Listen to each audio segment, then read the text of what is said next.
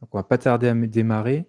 Alors, on a Cédric qui est en backstage avec nous. Cédric, tu peux lancer le premier questionnaire, le premier pool, si tu veux, qui vous permettra de répondre justement voilà, sur est-ce que votre entreprise a déjà mis en place un outil de GenAI comme GitHub Copilot, que ce soit Codium, Tabnine ou autre.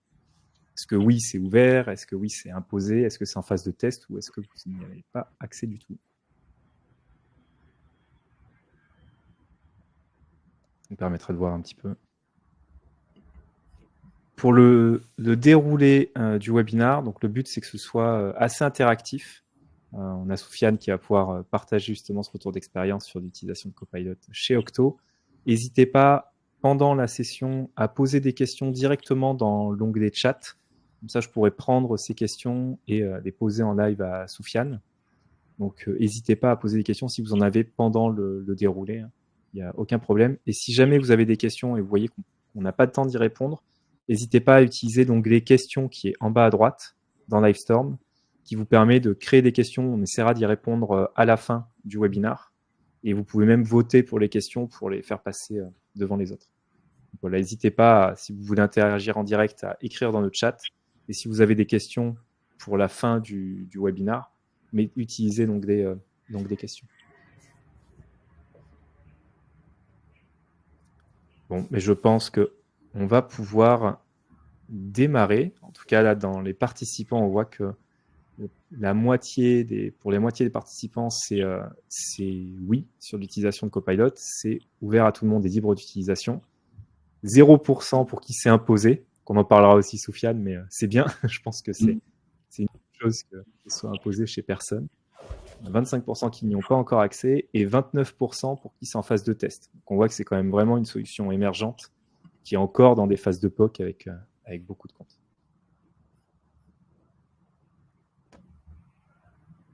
Il est 13h05. Bon, mais je propose qu'on démarre.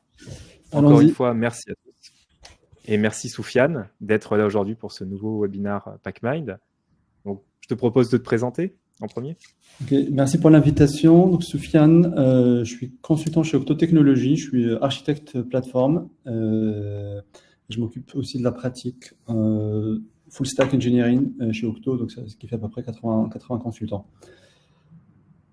Et ça fait 18 mois qu'on a démarré cette aventure avec Copilot et donc avec Arthur m'a proposé de venir faire un partage avec vous. Voilà, je suis très heureux et content d'être avec vous. Ben merci, on est trop content que tu puisses être là justement pour partager ce retour d'expérience parce que 18 mois, ça fait un petit peu long, c'est bien. Il commence à y avoir justement un vrai retour d'expérience avec plusieurs contextes en plus chez Octo. Donc de mon côté, moi je suis Arthur Magne, cofondateur et CPO de PackMind. PackMind, peut-être que vous connaissez déjà, mais on développe une solution de partage de connaissances pour les équipes de développement qui intègre également maintenant de l'IA pour suggérer des bonnes pratiques ou suggérer des améliorations de code en temps réel dans les IDE. Je vous montrerai un petit peu comment ça fonctionne à la fin. Et justement, on se sert de ce webinaire aujourd'hui pour annoncer qu'on a une intégration avec GitHub Copilot. Donc, ça nous permettra, ce webinaire, au fur et à mesure de la discussion, de montrer quel est le lien justement entre PackMind, qui est un outil plutôt craft de partage de connaissances, et un outil de génération de code comme Copilot, et pourquoi les deux sont complémentaires. Et plus généralement, pourquoi est-ce que le craft et toutes ces méthodologies, justement, s'intègrent très bien avec ces outils d'IA générative et au contraire, même doivent être intégrés dans ces outils d'IA générative. Pour démarrer, du coup, Soufiane, la première question qu'on se pose, c'est quel est ton contexte? Quel est le contexte chez Octo? Comment ça a été déployé? À quelle échelle? Et justement, c'est quoi l'objectif actuellement? Alors, nous, on a démarré, pour l'histoire, il y a juste avant, il y a à peu près 18 mois, tu vois, 19 même. On a démarré par une petite expérimentation. On était 12 à tester. C'était concluant et après, on a commencé à généraliser. Et quand on a démarré, alors, les 12 premiers, on était super contents et donc on s'est dit, bah tiens, tout le monde va se jeter sur cet outil-là. La conclusion, c'est que non, pas du tout.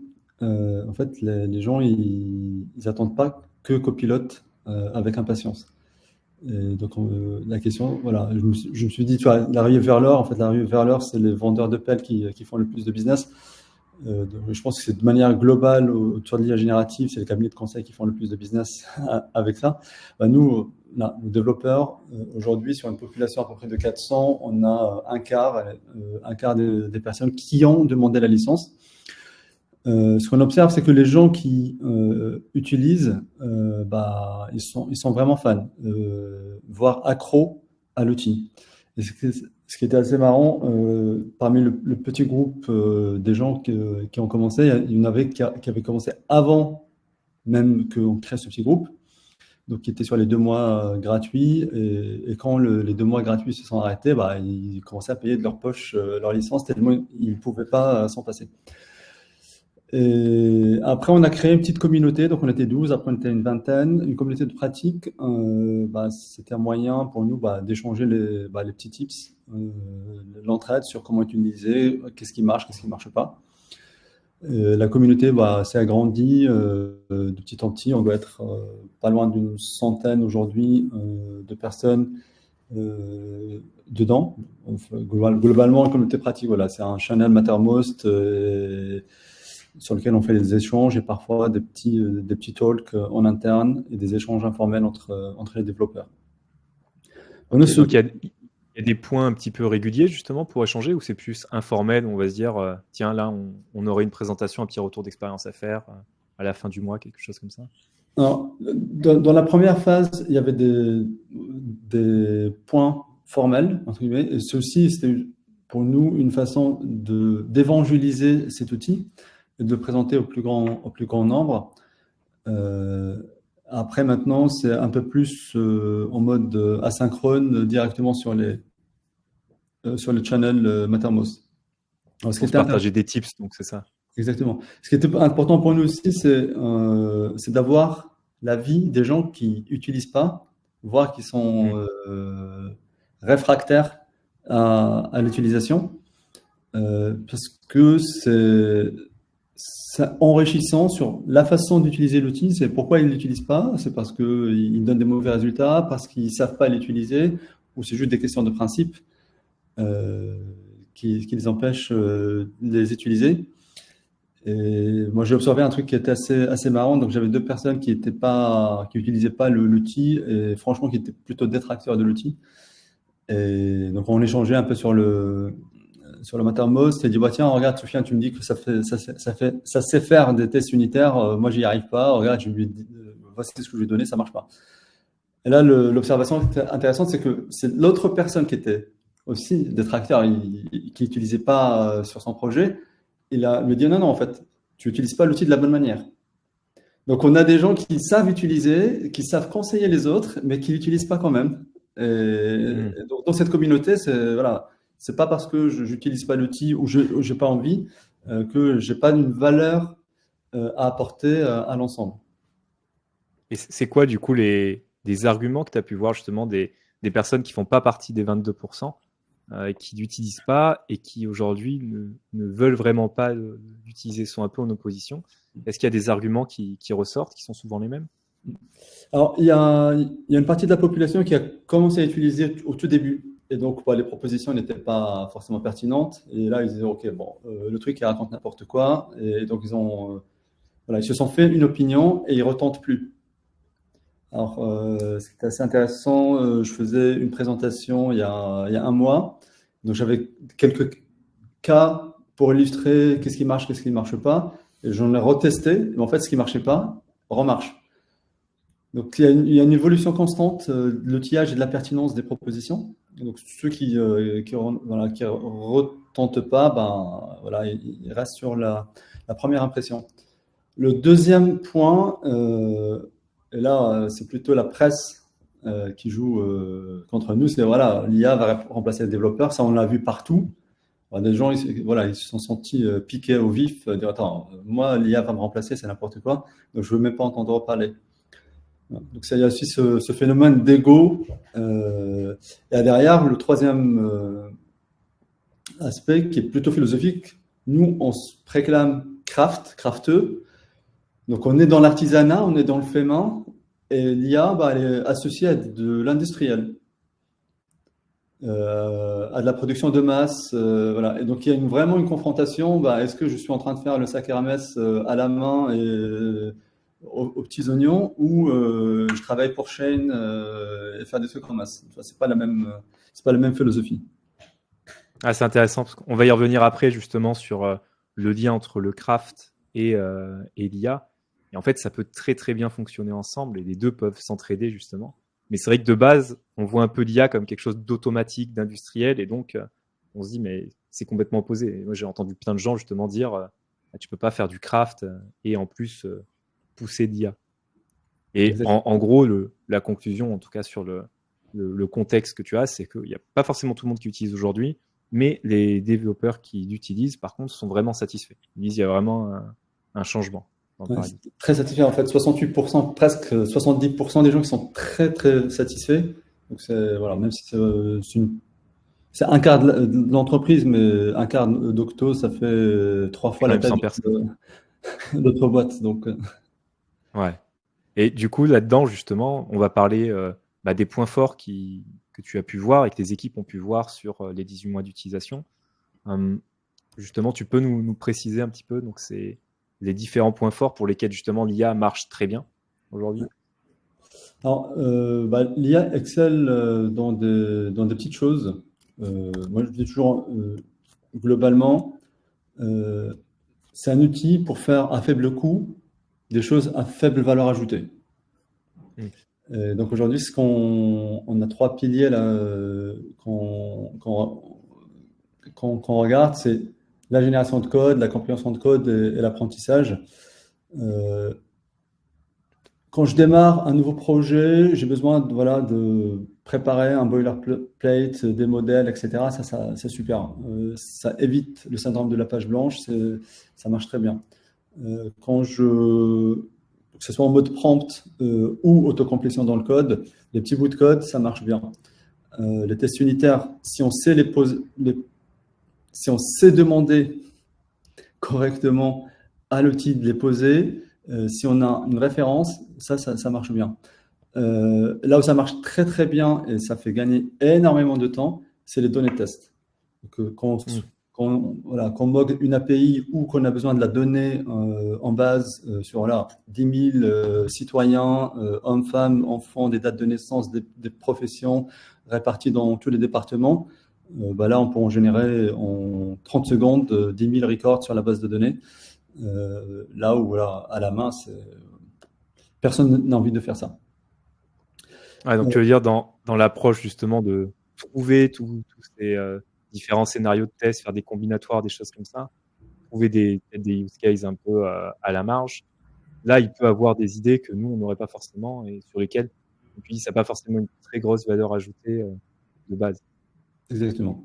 Dès que c'est en fait barbant, embêtant à faire, voilà, c'est le cas d'utilisation par excellence. Il y a Maintenant, une question d'ailleurs dans le chat de quelqu'un qui nous dit quelle approche est la plus rentable et correcte d'utiliser Copilot?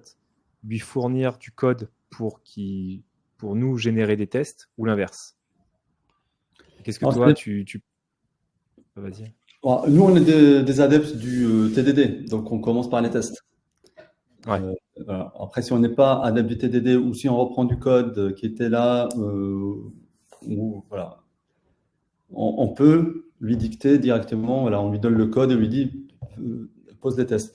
Là, il faut faire attention, c'est dans ce sens-là, il va faire énormément de tests passants. Donc, ça ne nous empêche pas de repasser par derrière et penser aux edge cases qui vont être repassés. Mais tous les tests faciles où A égale B, donc vrai, des choses comme ça, voilà, il n'y a pas tellement d'intelligence humaine et de temps à mettre là-dedans, donc on peut lui faire confiance pour les générer. Mais il faut toujours reprendre et dire, tiens, est-ce qu'il n'y a pas des limites auxquelles l'outil n'a pas pensé? Alors, le deuxième pilier, c'était la compréhension du code. Donc voilà, on passe notre temps à écrire du nouveau code, mais on passe aussi beaucoup de temps à modifier du code existant, écrit par les copains, voir que ça fait des années qu'il est là, et pas toujours évident. de savoir qu'est-ce qu'il fait. Donc là, voilà, que ce soit dans l'IDE ou dans un chat GPT ou peu importe l'outillage, si on donne un bout de code et on demande une explication, bah là, la réponse, elle est généralement bonne et ça permet de lire le code en ayant le résumé en tête. Voilà. Et ça accélère la compréhension du code.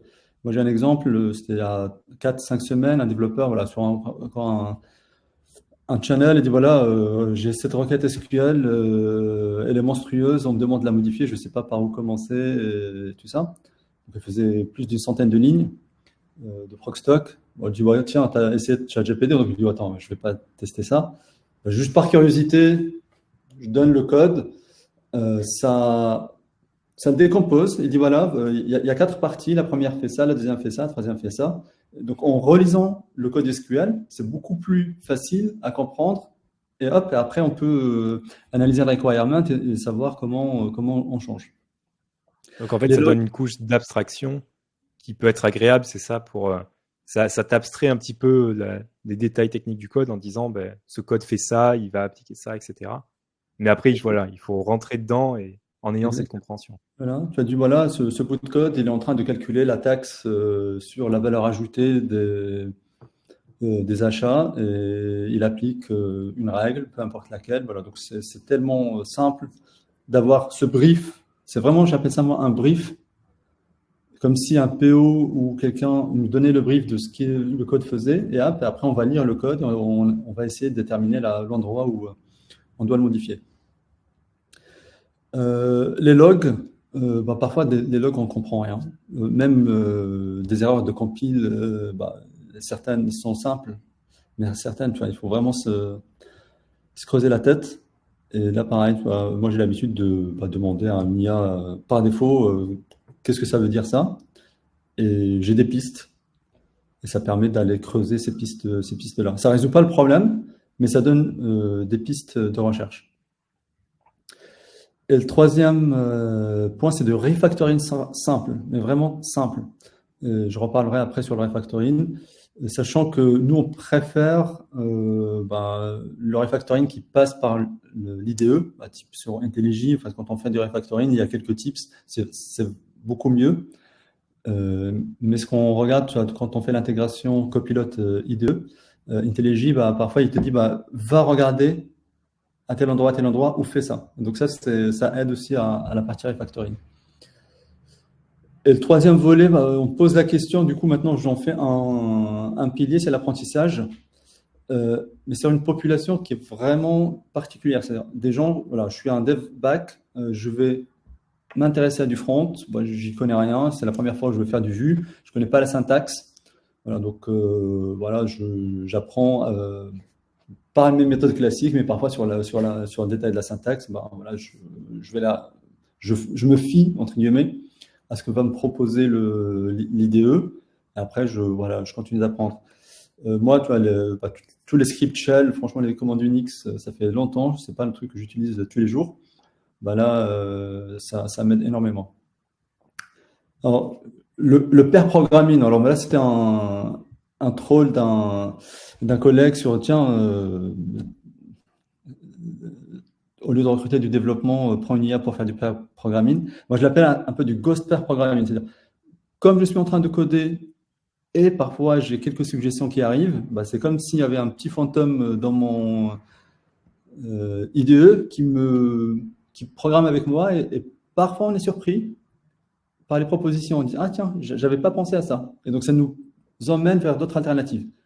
Et parfois en fait, on en a marre de toutes les suggestions, donc il faut juste dire ta gueule et on continue. Ouais, donc il y a quand même un volet apprentissage qui peut être intéressant, qui n'est pas le premier auquel on pense, mais qui nous permet de nous dire, ok, c'est un peu comme quand tu fais du duck programming ou que voilà, tu parles à ton petit canard en plastique pour expliquer ce qui est en train de faire le code. Là, il y a quelqu'un avec toi pour te répondre, t'expliquer aussi des choses et à qui tu peux poser des questions. Donc il y a un côté, tu te sens peut-être moins seul. C'est pas l'utilisation première, voilà, pour moi c'est un bon side effect. Ouais, c'est un bon side effect. Puis effectivement, dans les points forts, on y reviendra après sur la partie craft, mais on verra aussi ce que l'IA peut faire pour aider les équipes à à trouver des bonnes pratiques de développement, à améliorer notre code, etc. Ce que fait pas Copilot vraiment de base, c'est pas les fonctionnalités clés, il est plutôt sur l'aspect vraiment génération de code, comme tu dis, compréhension, génération de code. On va voir justement ce qu'on peut faire avec ces outils sur cette partie. Point intéressant, du coup, les points faibles qui ont été identifiés. Alors, comme tu dis, ça évolue rapidement. Donc, peut-être que dans 2 mois, en fait, on ne pourra pas vraiment lister les mêmes. Mais là aussi, donc sur 3 piliers et de manière générale, qu'est-ce que tu as pu voir avec les équipes lors de cette communauté de pratique? Alors, moi, je le résume avec les 2 premiers bullet points. Il ne sait pas faire des applications, il ne sait pas réfactorier une application. C'est beaucoup trop gros pour l'outil pour comprendre. Donc, sur la partie applicative, il y a 2 choses qui vont de pair, c'est le design et le code en soi. Un copilote, il n'a aucune connaissance du métier, aucun contexte métier. Donc là, on peut passer une demi-journée à lui expliquer des choses, ça va nous prendre tellement de temps, ça va être approximatif. Voilà. Donc cette compréhension du contexte métier n'est pas là. Le design applicatif, il va faire, que ce soit sur le design applicatif ou sur les contraintes locales, il va faire des choix par défaut. Donc, est-ce que moi, j'ai envie de faire une archi hexagonale, une clean archi, une archi en 3 couches ou en 6 couches en fait, il n'en a aucune connaissance. Il ne sait pas ce qu'on a convenu. Donc, il va faire un truc par défaut. Et si on est 2 développeurs et que chacun utilise Copilot et on prend des trucs par défaut, une archi hexa, une archi clean, au bout d'un moment, on ne va pas pouvoir rejoindre les bouts. Donc ça ne marche pas. Idem, on peut avoir côté client, on nous impose effectivement des frameworks, mais on peut aussi nous imposer plein d'autres choses qui vont limiter la façon dont on architecture le code, comment on va ranger le code dans le repo. Et ça, voilà, il n'a aucune connaissance. Les pratiques de l'équipe. C'est là où aussi Pacmind devient intéressant. C'est un outil comme Copilot, il ne sait pas qu'est-ce qu'on a convenu comme standard. Et il est assez amnésique en fait. Aujourd'hui, peut-être il code, il va regarder mon code, il va faire comme je veux. Mais le lendemain, quand je réouvre mon IDE, il a oublié ce qu'il a fait hier. Donc c'est un éternel recommencement. Et quand on est sur quand on est sur un bout de code, ça va, mais sur une application, c'est ingérable. Et il ne travaille pas avec les autres développeurs. Donc quand on va intégrer nos codes ensemble, si chacun il part dans un sens, c'est l'enfer à réconcilier. Troisième, il y a un gros problème j'en parlerai justement après sur le fonctionnement même des IA. En fait, il y a un vrai manque de contexte. Nous, on travaille sur du DDD, du Domain Driven Design, etc., justement pour recomprendre bien le contexte métier, toutes les spécifications, tous les différents domaines, comment ça interagit ensemble. C'est ultra complexe. Et tout ce contexte, on essaye de le rentrer dans le code de l'application, justement, avec plein de patterns, etc. Et en fait, tout le DDD, tous ces ateliers d'event storming, etc., c'est pour bien comprendre le contexte. Donc déjà, pour nous, êtres humains, avec notre mémoire, c'est pas évident. Mais le problème, effectivement, de ces IA, c'est que le contexte qu'elles ont, c'est un tout petit prompt, avec éventuellement peut-être notre code legacy ou notre Confluence. Donc, on est très, très limité sur le contexte. Donc, comme tu dis, dès qu'on veut faire du design ou des choses plus grosses, là, tout de suite, c'est beaucoup plus compliqué quand on veut s'en servir. Donc, tu as touché du doigt là, la partie contexte et limitation de tokens. Et ça, c'est un gros frein sur le refactoring. Je ne peux pas lui donner toute la code base à refactorer. Et encore, si je suis prêt à payer $10 à chaque fois que je lui envoie tout le code, si c'était possible, il ne connaît pas globalement qu'est-ce qui pose problème dans le code. Donc aujourd'hui, quand on fait un refacto, généralement, on essaie d'identifier les zones les zones de friction pour nos utilisateurs. Si je suis sur un site e-commerce, peut-être le Add to Shopping Cart, il marche très bien, le code il n'est pas terrible, mais il n'y a pas tellement de douleur. Mais c'est au moment du paiement ou du checkout du panier, là où les perfs déconnent, ou là où je perds les clients, j'observe les comportements d'achat, voilà, j'ai un gros drop sur la partie paiement. Et donc, j'ai envie de creuser, de s'intéresser, d'aller regarder. Ça, il n'y a aucun moyen qu'un outil, pour l'instant, le devine tout seul. Parce qu'en plus, ça dépend d'autres KPI qui ne sont pas forcément dans le code. Voilà. Donc, toute cette priorisation, ça ne marche pas. Et quand on fait un refacto, on en profite aussi pour faire du toilettage du code. Il y a peut-être du code dormant qu'on a envie d'enlever, il y a des choses qui ne sont plus utilisées. Et là, l'outil, il ne sait pas le dire. Donc, on préfère garder ça à la main, prendre des petits bouts de code et dire, tiens, sur cette fonction, fais-moi ça, ou arrête de faire le throw exception, tu fais le catch, peu importe ce qu'on a envie de lui raconter. Ça, il le fait. Mais donc, on fait des petites itérations avec l'outil, mais on lui demande pas, on lui balance pas juste 100 000 lignes de code et on lui demande de faire le refacto. Ça marche pas. En tout cas, pour l'instant. Ouais, ça reste assez, en fait, sur des choses assez unitaires ou locaux, ça fonctionne bien. Dès qu'on passe sur des contextes plus gros ou des vraies actions, des vraies stratégies, là, ça peut être tout de suite plus compliqué. Il y a des questions dans le chat, mais j'y repasserai quand on sera sur ces points, parce qu'effectivement, on va toucher au ROI, au déploiement de la solution. Donc là, on a listé un petit peu justement la partie points faibles, de points forts. On y reviendra aussi après sur le fonctionnement d'IA et comment on peut travailler avec le craft justement là-dessus. Mais du coup, une question qui est très souvent posée, c'est pour qui cet outil? C'est pour qui cette IA générative? Et au-delà de ça, c'est quoi les gains qu'on peut attendre en fonction du type de profil? Quelqu'un qui sort de reconversion, quelqu'un qui est junior, quelqu'un qui est plutôt médium, quelqu'un qui est très senior sur une techno. Qu'est-ce que tu as pu voir du coup avec les équipes? Alors, effectivement, on a tracé, comme tout bon consultant, une courbe pour expliquer. C'est bien les courbes. Ouais. Si on prend une population de développeurs, on fait une gaussienne, on va trouver 20% des gens qui sont super forts, 20% qui sont pas très forts, voire nuls, et la grosse majorité, voilà, c'est les 60% des gens qui sont moyens, plus à bons. Ce qu'on observe, c'est que sur les top performers, l'apport il est très limité. Et franchement, quand on dit top performer, nous on a des gens en fait, ils codent plus vite que les IA. Et ça, en fait, le fait que l'outil est en train de lui parler à chaque fois, en fait, ça l'énerve plus qu'autre chose. Donc ça, les gens, généralement, ils prennent pas ou ils éteignent la suggestion. Ce qui va vraiment nous intéresser, la poche de valeur, elle est sur les 60%. Et donc là, en fonction de la maturité, c'est pas vraiment est-ce que c'est junior, senior, c'est la maturité sur le langage ou le développement que je suis en train de faire. Je peux avoir 10 ans d'expérience, c'est la première fois que je fais du front. Je vais plutôt me situer sur les 20% à gauche que sur les 20% à droite. Donc voilà, il faut juste, c'est vraiment pas de maturité du développeur.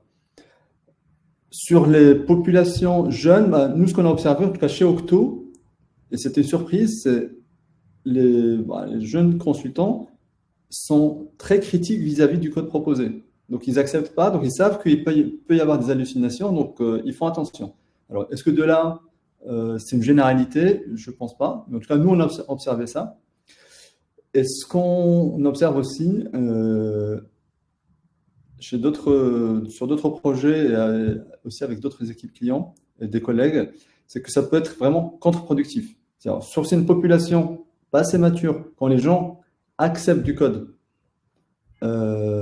généré sans recul, ok, s'il est bon, tant mieux. S'il n'est pas bon, et s'il n'y a pas les pratiques de craft, justement, dont on va parler, pour faire la review, attraper ces erreurs, ça passe. Donc, on va les détecter en intégration, en UAT, voire en production. Et là, automatiquement, le coût de corriger quelque chose en production, il est 1000 fois supérieur à si on avait détecté ça en phase de code review.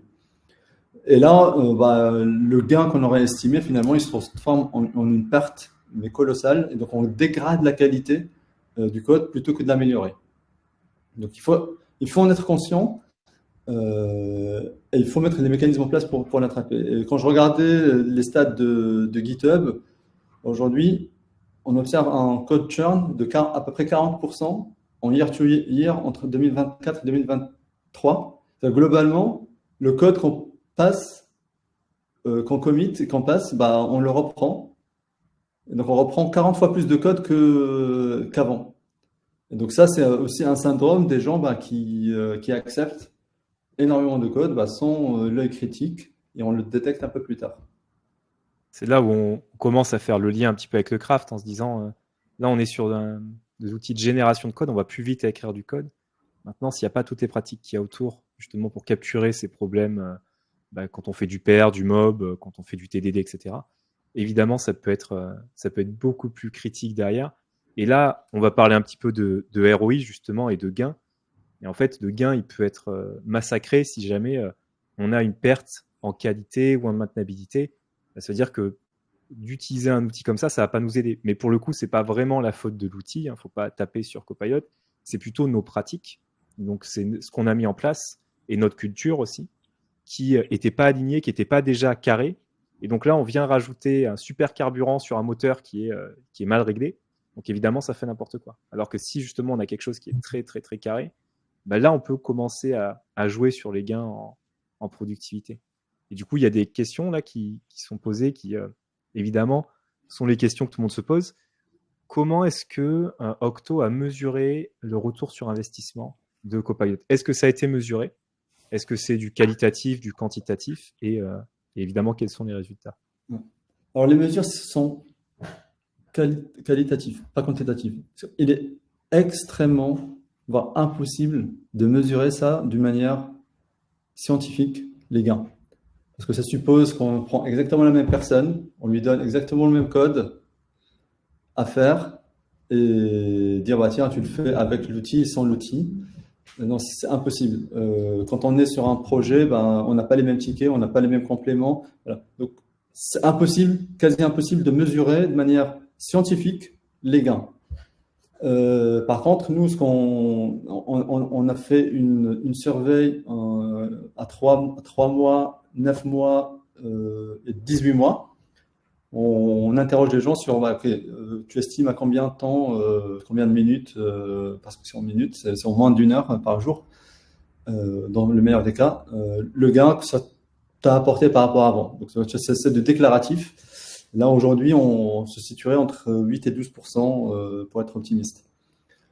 Donc, ce gain-là, moi, j'ai toujours la question de la part des clients, je vais déployer ça pour gagner 8%, 12%, et donc, avec l'idée, c'est je vais aller réduire mon budget, voire réduire mon équipe, voire les deux. Et ça, c'est un mauvais calcul de ROI. Parce qu'aujourd'hui, dans une organisation, il faut savoir mesurer sa performance actuelle. Et la performance d'un delivery, elle se mesure avec 4 indicateurs. C'est les indicateurs Accelerate, les indicateurs de stabilité, les indicateurs de vitesse. C'est à quelle fréquence je suis en train de pousser du code en production. C'est quoi le change failure rate de mon code. Et on peut prendre que ces deux-là. Voilà, donc, il y a ces 4 indicateurs et nous, on utilise ces indicateurs pour mesurer la qualité. Et on ne mesure pas, est-ce que d'un sprint à l'autre, le développeur a gagné 2 points, 3 points. De toute façon, on ne mesure pas le gain individuel sur aucun projet. Donc, si on regarde la vélocité d'une équipe, c'est une équipe, et une équipe n'est pas toute équipée. Donc, il peut y avoir un qui équipe une personne ou deux qui sont équipés et une ou deux autres personnes qui ne sont pas. Donc, c'est très diffus. C'est pour ça qu'on reste sur du qualitatif. Et après, le ROI, moi, je dis Arthur, tu connais ma réponse, ça coûte 2 kebabs en fait, une licence copilote. Donc, est-ce que ça vaut vraiment le coup d'aller essayer de trouver des millions de gains là-dessus? Non. Ça participe à l'amélioration de l'expérience développeur. Bon, ça coûte 20 euros. Bon, c'est pas grave. On observe ce qu'il en sortira. Ah, effectivement, c'est pas mal de feeling, mais c'est surtout des études en fait qui ressemblent à de la développeur experience, donc des surveys qui sont posés aux développeurs sur c'est quoi votre capacité à délivrer, est-ce que vous vous sentez justement à l'aise, etc. Et il y a beaucoup d'études aussi qui montrent que il y a une satisfaction au travail qui peut être augmentée en utilisant Copilot. Et ça, c'est aussi un élément à prendre en considération. comme tu dis, j'aime bien le coût des kebabs. Alors, pour 20 € par mois, effectivement, ça fait 2 kebabs parisiens à 10 €. À Bordeaux, c'est un peu moins cher. Mais clairement, tu vois, on est dans ces eaux-là où on part de 20 € par mois par développeur. Imaginons qu'on gagne une demi-heure dans tout le mois par dev, c'est rentable. Si par contre, on a une impression d'aller plus vite, mais qu'on dégrade la qualité du code, une question sur justement comment est-ce qu'on voit, comment est-ce qu'on détecte cette qualité du code, cette dégradation, ben, ça va être lié à ce que tu as dit justement. On a un temps de delivery qui va être plus long, donc on va avoir tendance de plus en plus à livrer des choses moins rapidement qu'avant. Et en plus, on a des bugs en production. Donc globalement, ça va être ça, plus un mélange de code SMED, etc., qu'on peut avoir avec des outils comme Sonar ou autre. Mais même si ça, c'est pas la réalité. Mais effectivement, c'est plus du moyen long terme. Donc pour obtenir justement un vrai ROI sur le long terme, bah, il faut que tout le monde utilise sur la durée. Donc c'est très dur. Par contre, comme tu dis, avec des surveys, de manière qualitative, on est capable très rapidement d'avoir un retour. Et c'est ça qui est important. Effectivement, au vu du prix, qui n'est pas ultra élevé par rapport au prix d'un consultant ou d'un développeur au mois, bah là, c'est quelque chose où on peut se dire, ouais, on estime que ça va bien. Comme on voit, par contre, c'est vraiment ce côté baisse de qualité où il faut faire très attention. Parce qu'en fait, du coup, on peut là perdre beaucoup d'argent si on a une faille de sécurité qui est passée parce que le code généré contenait une faille de sécurité et que personne n'a fait attention justement à ça. Ouais, c'est souvent justement les questions. J'ai aussi, si on traque les pauses café, on gagnera plus de sous que les 20 € au prix de développeur. Alors, il y a un autre point que j'ai oublié de soulever, c'est dans un delivery, le développement, c'est une petite partie. Et déjà, un développeur, lui, il passe que 30% à 40% de son temps à faire du code. Donc, ce qu'on optimise, c'est que ce temps-là. On ne va pas optimiser le temps qu'il passe à comprendre le besoin, faire des designs applicatifs, etc. Et deux, si on prend même un process linéaire, je fais mon code, il est testé, il y a un release sur un environnement, voire un release en production, voire je suis dépendant d'une autre équipe. Si moi j'accélère de 10% ma production de code, mais l'équipe de test, elle a du mal à prendre les tickets, en fait, le gain, il est de zéro. Ouais. Sur un delivery, il y a un goulot d'étranglement, en fait. Donc, quand on fait ces études d'optimisation de la performance de delivery, moi, ce que je préconise, c'est qu'il faut les prendre sur le delivery, pas sur la partie code. On observe tout le process, où est-ce que ça coince, comment on peut optimiser, comment on peut faire travailler les gens mieux ensemble, limiter le lead time. Voilà, et après, si on a déjà fait tout ça, on sera à un super niveau, et après, on regardera les 10% qui viennent du code. Tout à fait. Ouais, la question, je la note comme bloquée, celle-là. Effectivement, il y a d'autres questions, on y répondra, je pense, plutôt à la fin du webinar sur ce sujet. C'est vraiment la question qui revient, c'est surtout autour du ROI, justement. Et la deuxième question qui je pense, est très importante, c'est comment est-ce qu'on déploie? Donc là, il y a plusieurs personnes qui posent des questions là-dessus, justement. Quel a été l'accompagnement? Comment est-ce que justement cet accompagnement il a été fait? Est-ce qu'il y a eu une mini-formation? Est-ce qu'il y a des personnes de GitHub qui ont accompagné les équipes, etc. C'est quoi justement le retour sur cette partie-là? Alors, nous, on l'a fait. Là, je vous ai fait une courbe déjà d'acquisition. Donc, voilà, sur les aventuriers, donc là, les 12 premiers, en fait, on apprend tout seul. Et la documentation de GitHub Copilot, elle est assez exhaustive. Donc là, nous, on a pris là-dedans. Et après, voilà, ça déroule. On n'a pas fait de formation des développeurs sur ces outils-là. De manière générale, chez Octo, on n'a pas, dans la prise en main des outillages, c'est plutôt le réseau et les communautés de pratique qui propagent les façons de faire. Donc, on n'a pas eu une session de formation bien particulière. On a fait un mini mémo des 12 don'ts et des points d'attention à destination des développeurs. Par exemple, il faut demander l'accord du client si on est sur un projet client, parce que nous, on ne travaille que pour des clients. Donc, tu vois, il faut qu'on ait l'aval du client pour utiliser ces outils-là. Il y a quelques options pour décocher l'envoi du code à GitHub pour qu'il soit réutilisé.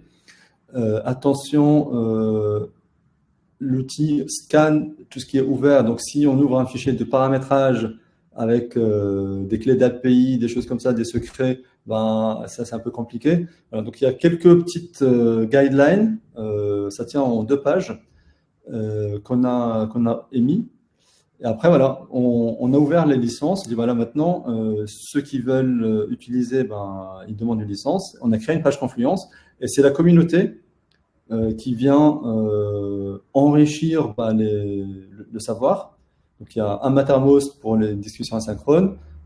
Quand quelqu'un trouve que la discussion est assez mature, que ça peut être utile, bah, il prend le pli d'aller le documenter sur le Confluence et on a constitué notre base de connaissances globalement de manière empirique au fur et à mesure qu'on a avancé. Mais on ne l'a pas fait en amont. En fait, on l'a construit en avançant, mais on ne l'a pas préparé vraiment en avance. Et au niveau de ton graphe, là, justement, ce que tu dis, c'est qu'il va y avoir des early adopters, des gens qui sont à fond sur la solution, qui payaient eux-mêmes la solution, justement, ce que tu disais, j'imagine, c'est cette population-là. Au final, ça ne sert à rien de s'épuiser avec ces personnes-là parce qu'elles sont déjà convaincues, c'est des early adopters. Ensuite, il y a des personnes qui sont retardataires ou qui sont très pessimistes sur cette utilisation. C'est pareil, c'est peut-être trop d'efforts d'aller convaincre ces personnes. Et en plus, on n'a pas forcément besoin de les convaincre. S'ils ne veulent pas utiliser aujourd'hui, ben, ils n'utiliseront pas. Par contre, ce qui est intéressant dans ce que tu dis, c'est toute la masse qui est au milieu, qui représente quand même 60%. C'est des gens qui sont un peu neutres, un peu suiveurs, qui vont regarder et qui cherchent à être convaincus. Et toi, tu dis, voilà, il faut avoir le focus, c'est ça, sur cette population-là. Exactement, c'est sur cette population-là et le focus, il va être, on va l'étirer par bouche à oreille, par pratique sur le projet. En fait, ça marche pas avec la théorie. Dire bah tiens, j'ai utilisé, regarde c'est super, ça marche pas. Mais parce que je suis sur le même projet que toi et que moi j'utilise, bah, on va faire une séance de pair programming ou une séance de mob programming et tu vas voir comment moi j'utilise l'outil et la pertinence ou pas des choses. Et en fait, c'est comme ça qu'on arrive à convaincre les gens. Parce que tu vois, on sort du débat d'idées, ma position versus la tienne. En fait, ça fait pas avancer la cause. C'est vraiment montrer par l'exemple et convaincre par l'exemple. C'est pour ça que la propagation, elle est longue, parce qu'il faut. Tout le monde n'est pas sur. Enfin, en tout cas pour nous, comme on n'a pas un produit propre, on est chez plusieurs clients et parfois en fait, on débarque pas à 65 clients. Donc voilà, ça va être 5 personnes à droite, 5 personnes à gauche. Bah, pour peu qu'il y a 0 personne dans la squad qui utilise l'outil, bah, ça prend pas. Donc c'est vraiment par capillarité que ça se propage. Super. Bah, merci en tout cas pour tous ces retours. Et effectivement, bah, ça nous amène sur la transition. GenAI et Craft. Est-ce que les deux fonctionnent ensemble? Est-ce que les deux s'opposent, etc. C'est quoi ton point de vue justement là-dessus? Alors, là, j'essaie de trouver la phrase de Raffarin. C'était quoi? The yes needs the no to win against the no. C'est un truc comme ça. Bien vu. Voilà. Mais en fait, la GenAI, pour déployer ces outils-là, on a besoin du Craft. Parce que c'est notre meilleur allié pour en tirer profit et justement détecter toutes les hallucinations, avoir ce recul, renforcer la collaboration avec les équipes pour dire tiens, là, tu as accepté ce code-là, mais voilà, il fallait faire attention à ça, etc. Donc, on a besoin de ces pratiques-là, que ce soit la revue, le mob, le refactoring, peu importe, toutes les pratiques. Voilà, la collection des pratiques Craft, elle est valable et avec ces outils-là, on gagne encore mieux à déployer ces pratiques. Et donc, si on n'a pas ces pratiques déployées, déployer la GenAI, c'est un peu compliqué. Et moi, j'aime bien la citation que j'ai mise d'Alberto Pandolini. Dit, globalement, on n'a jamais vu un fichier Word ou un ticket Jira en production. Ce qui tourne en production, c'est du code. Et pas n'importe quel code. C'est la compréhension du développeur du besoin. Donc, il peut être très bon. Le code il peut être très propre, qui marche, mais en fait, il ne répond pas aux besoins parce que le développeur n'a pas compris le besoin. Et là, ce que tu disais tout à l'heure, on va aller piocher dans le DDD, le MDD, les event storming donc ce sont des pratiques de Craft, pour comprendre le besoin, le synthétiser, isoler les domaines, le bounded context. Et là, à partir de là, on peut travailler sur le code et faire le meilleur code qu'on peut. Donc, non, c'est vraiment le Craft, c'est la base du développement software. Et l'IA ne le remet absolument pas en cause. Il vient juste dire, si vous n'y êtes pas encore, ça serait bien de s'y mettre maintenant, voilà, Ouais. avant de commencer à payer Puis, des licences. c'est vrai que, en fait, ce qui est intéressant, c'est de comprendre pourquoi est-ce que l'IA aujourd'hui, elle n'est pas au point pour nous aider sur tous ces sujets où tu disais qu'il y avait de la limitation, etc. En fait, si on reprend comment est-ce que l'IA fonctionne, au début, elle absorbe des données. Il y a pas mal de gens qui l'ont dit justement dans le chat. Les données qui sont absorbées, ça va être sur des projets open source, ça va être éventuellement sur votre code legacy. Et donc, ça va être des données qui sont de passé, en fait. C'est des données de choses où peut-être que les pratiques de RGPD, les règles de RGPD n'étaient pas les mêmes que maintenant. Peut-être qu'il y avait des failles de sécurité qui n'étaient pas trouvées avant. Et donc, ça a appris sur du code qui a des failles de sécurité de ce type-là. Donc, l'IA va absorber ces données qui viennent du passé. Et maintenant, Copilot, justement, propose dans la version entreprise de se brancher sur votre code source pour justement absorber votre legacy. Et puis, éventuellement, il y a d'autres systèmes qui peuvent se brancher sur votre Confluence, etc. Le problème, c'est que dans notre Confluence ou dans notre code source, il y a plein de choses qu'on ne veut pas revoir. Il y a des anciennes pratiques, il y a des choses qui ne sont pas mises à jour, etc. Donc, l'intelligence de l'IA de base, en fait, elle est limitée par la qualité de ses données d'entrée. Et donc, évidemment, quand elle va nous sortir des choses, elle ne va pas inventer des nouvelles manières de faire. Elle va juste répliquer et répéter ce qu'elle a déjà vu. Donc là, il y a un vrai risque, comme tu disais, sur la partie qualité de code. On a un risque que le nouveau code qui est produit en majorité par des IA contienne de la dette technique d'entrée qui correspond en fait à des anciennes pratiques qu'on avait avant. Donc la question, en fait, c'est comment est-ce qu'on peut communiquer avec l'IA, faire une sorte de pair programming avec elle pour lui pousser des pratiques qu'on voudrait utiliser. Et donc là, on est justement sur le début des pratiques craft, où on parle de mentoring. On parle beaucoup de mentoring, de coaching, d'accompagnement. En fait, maintenant, il faut le faire aussi avec de l'IA, qui est une personne supplémentaire dans l'équipe, qui peut nous aider d'ailleurs à faire ce mentoring. Mais en plus, il va falloir capitaliser sur nos pratiques et lui les donner. Parce que si jamais on ne lui donne pas, comme on disait, Soufiane, il n'y a pas du tout de contexte qui est donné. Et donc, ça va être très limité. Donc, ce qu'on a mis en place avec Pacmind depuis déjà maintenant un petit moment, c'est justement un process pour que les équipes puissent, en premier, créer ces pratiques. Donc, la création des pratiques, ce qui est intéressant, c'est que l'IA peut participer également. Donc, l'IA, elle a la capacité, que ce soit Copilot ou ChatGPT ou autre, ils ont la capacité justement de proposer des pratiques de dev basées sur les pratiques de l'industrie.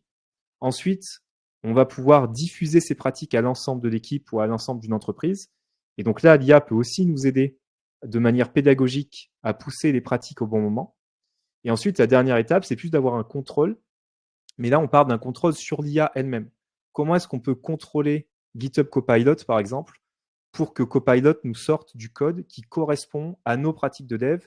Et du jour au lendemain, si on a une pratique qui change, en termes de sécurité, par exemple, comment s'assurer que toutes les personnes de notre équipe ont bien du code qui va être généré qui ne contient plus cette faille de sécurité. Et là, du coup, on pourra, je vais vous montrer un petit peu à quoi ça ressemble. On a aussi, hop, je vais le partager dans le chat, une intégration justement avec GitHub Copilot qui permet justement de contrôler un petit peu tout ça. Donc, comment ça fonctionne avec Pacmind? L'idée de Pacmind, c'est qu'on a des plugins IDE qui vont aider les développeurs dans leur quotidien directement dans leurs IDE et qui vont nous permettre de définir des pratiques. Donc, d'une part, on peut le faire manuellement. Par exemple, ici, je vois qu'il y a un appel HTTP qui est fait dans un composant React. Ce n'est pas notre pratique de développement chez nous. On passe par des événements et par un système de clean architecture, donc ce dont tu parlais justement, Soufiane. Donc là, manuellement, je peux dire en tant que tech lead, par exemple, ou que développeur de mon équipe, je sélectionne le code, je fais un clic droit et je dis OK. Ça, c'est une mauvaise pratique. Donc, je vais me servir de Pacmind pour capitaliser là-dessus. Donc là, c'est la création justement de pratiques où je vais dire cette pratique, c'est utiliser la clean architecture pour faire un appel HTTP. Et on ne doit pas appeler de service directement dans la couche application. Et donc là, je vais dire que c'est un exemple négatif. Donc ça, une fois que j'ai créé ces pratiques-là, on va pouvoir les valider en équipe tous ensemble. Mais là, on a l'IA qui va pouvoir nous aider également en nous proposant des pratiques du même type que celles que je viens de proposer. Par exemple, ici, elle va nous proposer cette pratique sur un fichier de test unitaire, Minimize Testing Multiple Method in a Single Test Case. Donc là, en fait, on a l'IA qui va scanner notre code tous les jours, le nouveau code qui est poussé, et qui va nous proposer des pratiques qui sont ici basées justement des pratiques de l'industrie. Par exemple, ici, ça me crée cette pratique sur les tests unitaires en me disant attention, ton test, il fait trop de choses. Il faudrait éviter que le test unitaire fasse trop de choses, justement. Donc, elle nous crée cette description, etc. Elle nous met des liens vers de la documentation officielle. Ici, par exemple, tu vois, c'est un lien Stack Overflow, mais ça pourrait être Medium ou n'importe quoi. Et l'idée, c'est qu'en tant que tech lead, je peux dire, OK, ça, c'est intéressant. On va le valider en équipe tous ensemble lors d'une revue de pratique qui a lieu toutes les 2 semaines. Et donc là, on va valider les pratiques qui ont été proposées par des êtres humains, qui ont été proposées par l'IA. Ce qui est bien d'ailleurs, c'est que quand on crée une pratique, l'IA nous génère sa description à partir du nom, etc. Donc ça va nous aider aussi à co-construire ce référentiel en fait de standards et de pratiques. Et une fois que ces pratiques sont validées, automatiquement dans la partie diffusion, en fait, l'IA va nous les détecter dans le code pour les pousser à l'équipe de développement au bon moment. Là, le but, c'est d'avoir une sorte de tech lead dans notre IDE, qui est un tech lead de notre équipe, en gros, qui a dans sa tête toutes les pratiques qu'on a chez nous. Et là, sur un autre fichier React, par exemple, je fais un appel HTTP directement avec un système un peu différent. J'appelle Axios ici directement. Et donc là, j'ai Pacmind qui va me dire, attention, tu devrais utiliser le modèle de Clean Architecture pour faire l'appel HTTP avec le gateway. Et donc, tu devrais trigger justement un événement, etc. Tu peux cliquer pour avoir tous les détails de la pratique avec la description. Mais le but, là, c'est plus pédagogique, c'est de pousser la personne, attention, tu ne respectes pas cette bonne pratique pour telle raison, voilà ce qu'il faudrait que tu fasses. En plus de ça, donc là où on est sur vraiment les pratiques de notre équipe, on a des systèmes de review automatique. En fait, là, ça va être un peu différent de ce que fait Copilot. On a directement dans notre IDE des suggestions qui vont être faites sur notre code, sur plein d'aspects, par exemple sécurité, maintenabilité, etc., performance. Et en fait, ici, sur le nouveau code qu'on a écrit, uniquement sur le nouveau code qu'on a écrit, on a Pacmind qui va nous dire, attention, ici, je te fais une suggestion, il n'y a pas d'erreur handling, de mécanisme d'erreur handling qui ont été ajoutés dans cette méthode. Est-ce que ce ne serait pas une bonne idée justement de rajouter? Parce qu'ici, si jamais il n'y a pas de transaction ou quoi que ce soit, ben, l'appel va complètement échouer. Donc là, on est plus sur essayer de pousser de la discussion dans l'équipe. Donc là, je pourrais modifier le code directement, ou je pourrais me poser la question et me dire, ben, en fait, comment est-ce qu'on gère nos gestions d'erreurs et d'exceptions dans l'équipe? Et dans ce cas-là, je peux juste pousser cette pratique à Pacmind pour qu'on puisse en discuter tous ensemble pendant la revue de pratique. Donc là, on est aussi sur un état d'esprit un peu craft qui est je pousse des sujets techniques pour en discuter tous en équipe et on va valider ça. Et donc, on a notre plugin qui va nous permettre de diffuser un petit peu tout ça. Sur la partie contrôle avec Copilot, ce qui va se passer, donc là, je vais le montrer dans JetBrains directement. On a donc l'extension Pacmind qui contient toutes nos bonnes pratiques ici. À côté, on a l'extension Copilot. Donc ici, j'ai Copilot Chat qui est installé. Et là, ce que je peux faire de base avec Copilot, c'est lui demander, ici, je suis dans un fichier de test unitaire en Java, essaye de me générer une classe de test là, qui va contenir un panier, qui va vérifier que la taille du panier, elle est bien 2 quand j'ai 2 items à l'intérieur. Donc là, le code généré par Copilot, qui est ici, il correspond un petit peu justement à la moyenne de ce qu'il a pu voir sur les projets open source ou sur notre code legacy. Donc, ce n'est pas forcément nos pratiques. Et d'ailleurs, ici, ce n'est pas du tout notre manière d'écrire des tests unitaires. Donc là, c'est un code qui est assez générique, qui semble marcher, mais qui n'est pas forcément nos bonnes pratiques. Ce qu'on peut faire du coup avec la nouvelle extension Pacmind, c'est que je peux faire un clic droit dans n'importe quel fichier et j'ai une option maintenant qui est Export Practices for Copilot. Ça va me générer un fichier qui va être par exemple celui-là, qui va contenir toutes nos pratiques de développement qu'on a définies en interne chez nous. Par exemple, on va avoir 50 ou 100 pratiques sur de la sécurité, du test, de l'architecture, etc. Et là, par exemple, on a une pratique qui est d'utiliser le pattern Builder pour créer des objets dans les tests unitaires. Ce qui est bien avec Copilot maintenant, c'est qu'on peut donner en référence ce fichier, PacMindMD ici, à Copilot. Et là, je peux demander la même chose à Copilot. Donc vraiment, à partir de ce moment-là, je vais utiliser les prompts de Copilot comme je le faisais avant. Et je vais lui dire, génère-moi la classe de test, etc. Donc c'est le même qu'avant. Et il va me dire ici, en considérant les bonnes pratiques de développement mentionnées dans le fichier PacMindMD, ce serait bien d'utiliser le pattern Builder.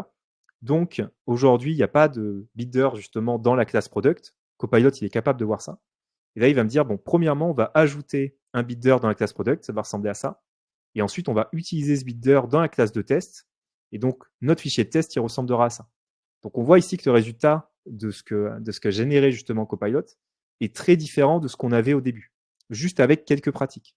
Ce qui est bien avec Copilot, c'est qu'on peut utiliser justement ce système de génération avec une centaine de pratiques différentes et Copilot va toutes les appliquer sur le code généré.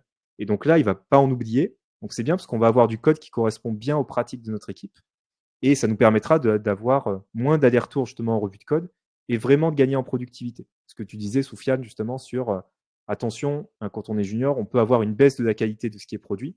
Donc là, on va s'assurer un peu plus que le code généré correspond à notre bonne pratique. Et si on arrive sur un code legacy qui contient des anciennes pratiques, par exemple ici, si j'avais ce code-là dans mon fichier de test, déjà Pacmind me dirait en me disant attention, c'est pas la bonne manière de faire. Et là, ce qui est intéressant, c'est qu'avec Copilot, juste en un mot, je peux lui dire refactor, en sens refactor ce fichier-là. Et lui, il va refactorer le fichier en cours basé sur l'ensemble des pratiques de développement qu'on a définies justement dans ce fichier Pacmind. Et donc là, il va me dire pareil, basé sur les pratiques de développement que vous avez, voilà ce qu'il faudrait faire pour le refactorer. Et là, il va me sortir sûrement un peu la même chose. Il va me dire, voilà, premièrement, on va ajouter un builder et ensuite, on va utiliser le builder de la bonne manière. Donc, on voit bien justement qu'on peut être capable de contrôler justement ces outils d'IA générative. Sauf que si on doit le faire à la main, évidemment, c'est très compliqué.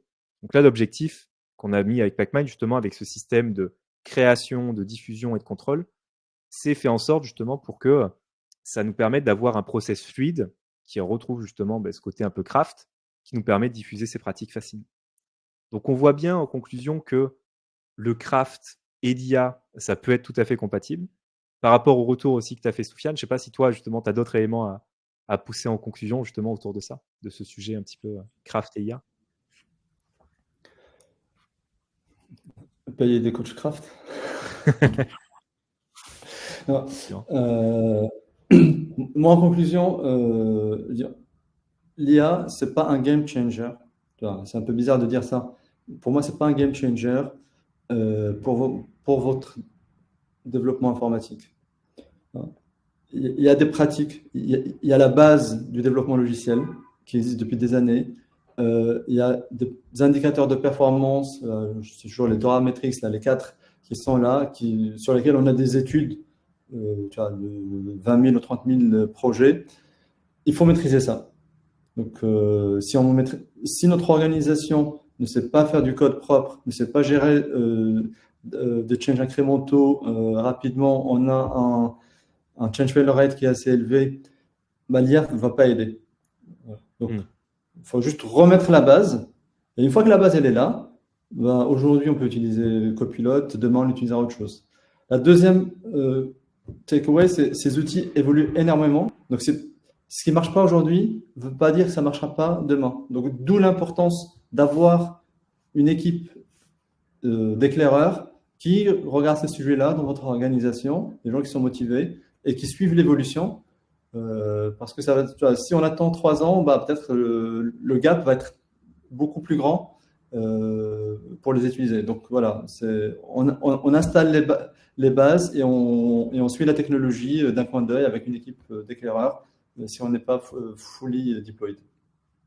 Ouais, c'est important, comme tu dis, d'avoir une veille et de se dire que ce qui ne marche pas aujourd'hui, ça pourra marcher demain. Effectivement, moi j'aime bien ce côté, ça ne sert à rien d'accélérer sur un moteur qui est mal foutu, juste qui ne fonctionne pas très bien. Si vous avez des problèmes sur les Dora Metrics, sur les bugs, etc., évidemment, ce n'est pas juste en mettant GitHub Copilot que ça va changer. Au contraire, ça va peut-être amplifier toutes les failles et tous les problèmes que vous avez aujourd'hui chez vous. Parce que vous avez juste poussé plus de code, peut-être de mauvaise qualité, etc. Donc c'est super important d'avoir vraiment ensemble ces pratiques de craft et tout ce qu'on va autour des bonnes pratiques, hein, du BDD, etc., justement là-dessus.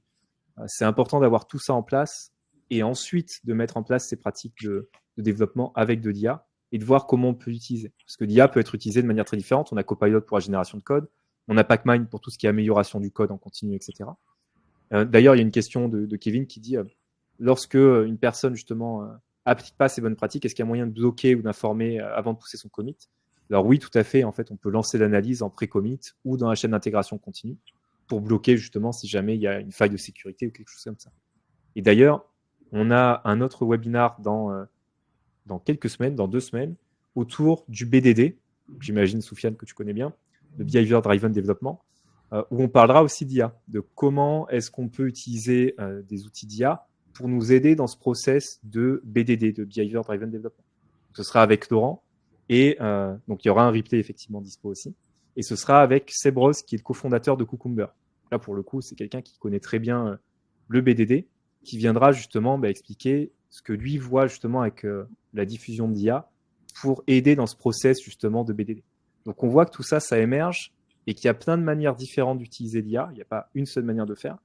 Mais ce qu'on sait, je pense que tu es d'accord, hein, Soufiane, c'est qu'on ne pourra pas y couper. On ne va pas avoir, je pense, des entreprises entières qui vont se dire non, nous, on n'en a pas besoin, on fait 100. C'est un outil. C'est comme de dire j'utilise pas d'IDE, j'utilise Notepad++. Bon, il y a toujours des gens qui utilisent Notepad++, mais voilà, globalement, tout le monde utilise JetBrains ou VS Code ou des IDE. Tout le monde utilise Git. On ne s'envoie pas les fichiers par mail parce qu'on a des outils qui ont évolué au cours du temps. Et DIA, c'est un outil comme un autre qui arrive et qui doit vraiment nous aider là-dessus, et ça peut nous aider justement sur toute la chaîne. C'est ça qui est hyper intéressant. Donc pour nous aider justement sur du BDD, sur la qualité du code, etc. Mais comme tu dis, super important de faire très attention justement à toutes ces pratiques de craft. N'hésitez pas d'ailleurs à nous contacter même par la suite. Je sais que, Soufiane, tu m'as dit que les personnes peuvent te contacter directement sur le formulaire de contact d'Octo. J'imagine que vous pouvez mettre en objet suite au webinaire ou quelque chose comme ça. Oui, vous allez sur le site Octo, contact, il y a un formulaire et vous pouvez faire soit mettre mon nom ou le webinaire, peu importe. Là, ça nous permet juste de suivre toutes les demandes, toutes les demandes. Si je ne suis pas dispo, que quelqu'un d'autre puisse prendre aussi la question ou le follow-up. Très bien. Il y a une dernière question. Est-ce qu'il y a des travaux qui étudient la possibilité d'utiliser au-delà de la code-gen, mais pour la compilation, du code général après la compilation, etc. Alors, pour le coup, je n'ai pas personnellement d'infos précises là-dessus, mais il y a tellement de choses qui arrivent chaque semaine. Il y a des outils, des agents un petit peu d'IA qui permettent de créer des applications, par exemple, ou ceux comme Davin, etc. Bon, il y a tous les articles après qui sont arrivés sur pourquoi est-ce que c'est un fake ou aujourd'hui ça ne peut pas fonctionner. Mais tout ça, ça évolue très très vite. Donc c'est important, comme disait Soufiane, hein, de faire de la veille sur ces sujets-là. On sait que Copilot, effectivement, est déjà là, est déjà disponible depuis un moment. Ça a été éprouvé. J'aime bien, du coup, Soufiane, le retour que tu dis en disant pour des gens très juniors, il faut faire attention. Pour des gens très seniors, le gain est peut-être un peu limité. Par contre, pour toute la population qui est un peu intermédiaire au milieu, ça peut être vraiment efficace. Donc oui, c'est important de bien regarder justement les différents outils qui peuvent être à notre disposition. Je ne sais pas s'il y a d'autres questions, mais en tout cas, merci à vous toutes et à tous. Merci Soufiane encore pour ta participation. Les gens donc, peuvent te contacter si jamais ils le souhaitent après sur votre formulaire de contact. On mettra un replay sur YouTube à la fin de la présentation. Merci tout le monde. J'espère que ça vous aura intéressé, que vous aurez pu apprendre des choses. On reste en contact. Passe une bonne journée du coup, Soufiane. Et à la prochaine. Merci tout le monde. À bientôt. Merci tout le monde. Bonne journée et au revoir.